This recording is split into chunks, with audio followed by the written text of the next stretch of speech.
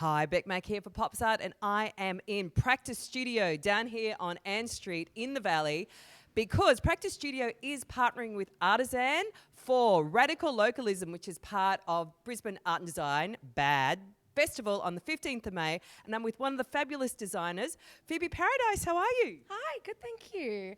So good to meet you. Now, let's walk this way because I know you got some work down here.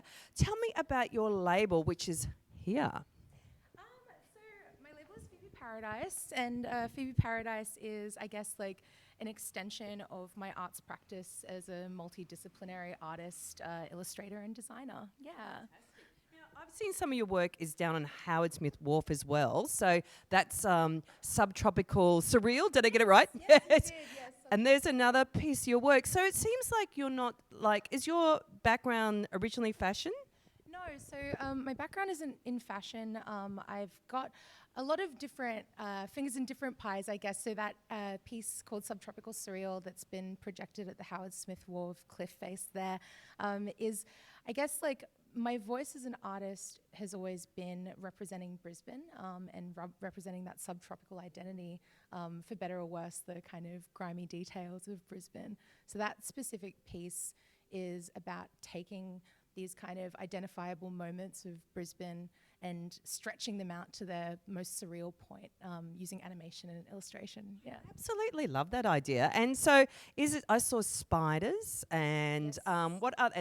What other sort of elements are you drawing on here, Phoebe? So we got bugs, we got snakes. I think Brisbane's got this really unique relationship with nature. We're always kind of renegotiating like our relationship with nature, especially in the suburbs where, you know, like everyone's got a frog in their toilet or a snake in their kitchen living in the walls. You know, something that I guess like not every city kind of, like massive like metropolitan city kind of has to negotiate with, yeah. And so then you thread that into some of your fashion design work. Designs, yeah, absolutely. So in the textiles that I illustrate, I try to kind of create these stories that are kind of specifically recognizably Brisbane, yeah. Well, we've been talking a lot about Brisbane, and that's where we are right now, but a lot of people, creatives, designers, artists leave this city for the southern cities. You're staying. How come? Because Brisbane rules. I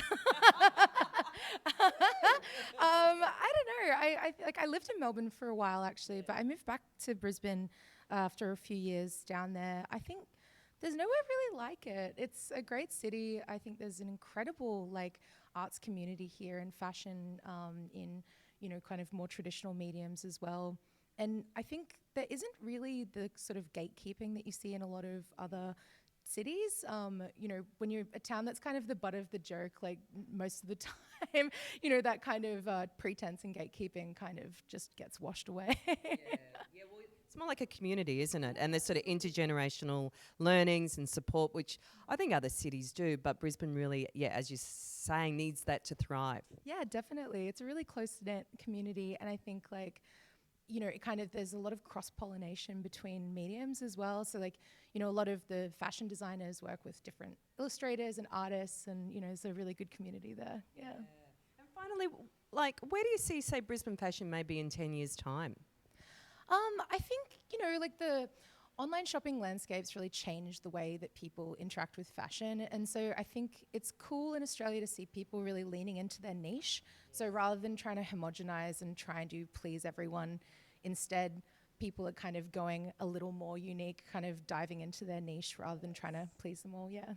So exciting, isn't it? And I guess that's same with everything, music and art as well. Like now we have an opportunity because the market isn't so localized, but you can work local and still global. Do you think that's sort of part of it? Absolutely, yeah. I think there's like, you know, a massive opportunity for Brisbane to reach the global stage, you know, and have that kind of really unique point of view, not pretending to be anywhere else. It's nice.